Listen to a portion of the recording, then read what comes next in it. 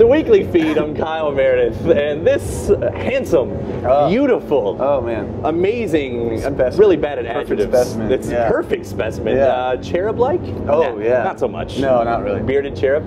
Anyway, this is Ben Bridwell, Ben of Horses. Hello. It's good to see you, buddy. Great to be here. Yeah, we're here in Louisville, KY, Fort Castle 2014. Yeah. This is your first big time at Fort Castle. Yeah, playing the Fort Castle proper. We did halfway to Fort Castle a number of years ago, and it's nice to finally be here on the big stage and seeing old friends and just being back in Louisville. Yeah. So, I mean, you spent some time in Louisville outside of Fort Castle. I mean, you're no stranger to this town, and Louisville loves you. I hope. You've got a few I fans. love them. Yeah, we'll see if they love me today.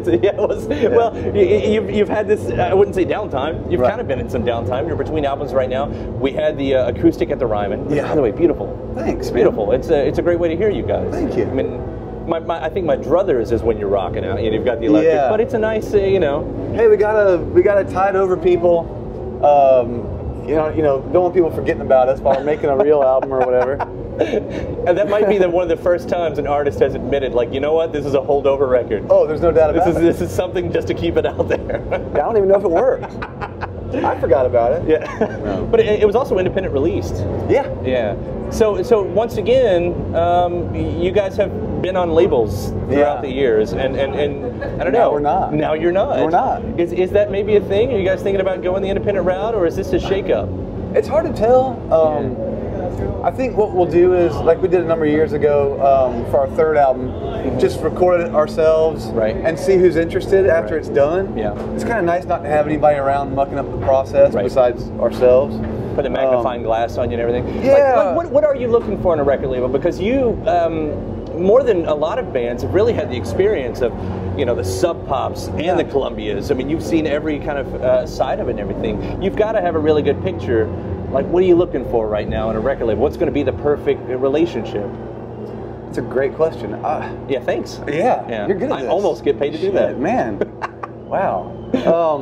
I think, obviously, you want a little bit the aspects of both of them. You want the personability of the smaller label, and you want the distribution network of the big one. Maybe it's possible to find a nice, happy in between there, but honestly, I don't have any expectations about it.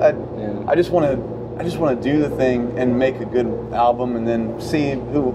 It's usually who just wants it the most. Whoever's got the most money for me. Whoever seems like they care about it enough to really work it. Yeah. And that's really why we went with Columbia for those last two records. They were really excited to grab Infinite Arms from us, at least that one. At least that. Yeah. I loved your last record. Oh yeah, it was definitely an album, but we'll see what happens. It was definitely an album. Are you starting to look back on the last record differently than the last time we had an interview, when it was brand new? I mean, this is now that your kid's grown up from being an infant to a teenager, and you're like, what a fuckhead he has turned out to be. Yeah, it's definitely the black sheep or whatever of the family, but I love the experience of it. I love working so spontaneously and having it be so raw and exposed. But the process we're working in now, I think, is a bit more comfortable, where you're kind of afforded the wisdom of patience, being able to let it steep and take some time with it. I don't know, maybe because I'm enjoying this process so much, I'm able to look at that one and be like, I don't want to do that anymore. Sure. After this one's done, I'll probably want to go back to doing something weird again. Right. Well, that was a beautiful record. So, but you guys, you're working on the new record. It's the Here and There. Yeah. We're about halfway through probably, or something like that. But at the same time, not putting any pressure on ourselves to get it done in any time frame. There is no label to worry about. We just kind of, I don't know, we pick it up, take a month or two break, pick it back up, work for a couple weeks, leave it alone, and hopefully next year sometime it'll be done. Yeah. If it's not, that's okay too. And I think every band gets to this point in their career. I mean, you've been a band now for 10 years, or more than 10 years, something like that, so, and you kind of see that every band kind of takes that point where it's like album tour, break. Yeah. And then it's like, oh, all the press is, oh, they haven't released an album in 4 years. I mean, you do kind of get in the danger of waiting a little bit too long, don't you? Absolutely. I think that's a real thing, I've seen it with some other bands.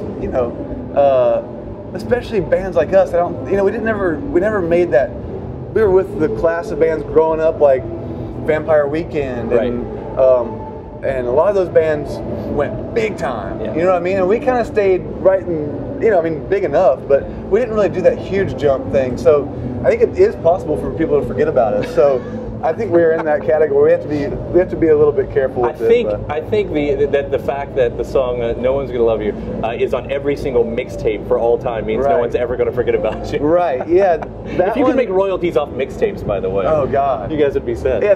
That song and the funeral being in every damn movie. Right. Exactly. I think we're at least in we're in the conversation. But no, the main important thing is that we take our time and have a good experience with the album. I think and.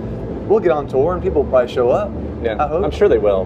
Maybe not. But we'll see. I hope the best. Thank you. Yeah. So a couple months ago, we were talking to your old buddy Sam B. Iron and Wine. He tipped us off. He said you guys are finally working together, and I say finally because you were both so integral in each other's birth of a career. But it's taken this long.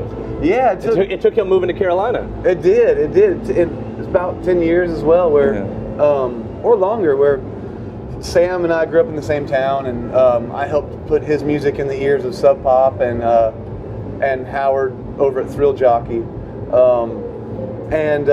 which set the wheels in motion for him to get signed, and he did the same for me when I started Band of Horses. Took us on the road and got our music in the ears of Sub Pop, so we kind of got each other signed to Sub Pop. But this is awesome. It's taken about 10 years for us to really collaborate on something. So. We just knocked out a covers record. And that's what it's going to be. It's going to be a covers record. Yeah. We just did 12 songs in like 7 days and just blasted through a bunch of... His band's incredible, and they just worked so fast. And I was just I was so amazed and enthralled by them that I just kind of watched and, sang when they asked me to. They surprisingly didn't ask me to pick up any guitars or oboes or anything, You got that taken care of. Yeah. Were there any parameters on what you guys were looking for in the covers? No, we both just wanted to do we wanted to split it up evenly, like just songs that we've always wanted to cover, and never had a chance to. So, we were just brainstorming even after a day's work. I remember like an old mixtape he had of some stuff he'd done or something. You were like, fuck, the funeral's on here too? Oh yeah, exactly. Yeah, you should cover that song. No, it was like I'd have an old cover of him covering like Marshall Tucker Band or something, and I'd remind him of it, and he'd be like, well, let's just do that tomorrow, So it was really free. We're pretty loose and, like that. And it turned out really cool. I mean, maybe things like covers records or something don't have a whole lot of legs, but... for fans, though, it's really interesting. I think it's really cool, and it's not just like a couple dudes with acoustic guitars. I mean, the depth that his band, also those kind of textures they provide are bring a new life to the songs, I think. So we'll see, man. You doing any country songs? Because the more and more I look at your Twitter feed, there seems to be this small obsession with hot country. Dude, that's going on right now. God, I love it so much. That's the question: is this ironic? Is Ben being ironic, or is he swallowed the pill? I have drank the Kool-Aid or whatever. I love it so much, man. I think it started with just riding with my kids. Like, I'd come home and they'd listen to the radio, and we'd listen to like modern country, and I heard Florida Georgia Line's Cruise, and I was like, this Smash song is my favorite thing in the world, hook, line, and sinker. And now it's so annoying because even on the bus, I've got it tuned to, Modern Country Countdown on the TV. Right. I know every song. I'm making people mixtapes of. See, there's something I'm afraid of here. There's a conversation with Jason Isbell in this series where he said, all these people, all these musicians on tour listening to crap. Right. And when crap comes in, crap ends up coming out. Gladly. If that's crap, God, I would love for some of that to rub off on me, man. Those people's song structures are insane. There's like a million choruses, and post-choruses and pre-chorus. Everything's just everything's a chorus. It is. Everything's it really a chorus. is. Right. It's all sing-along, and it's all... A lot of it's tongue-in-cheek and modern vernacular and stuff that's kind of silly to hear, but...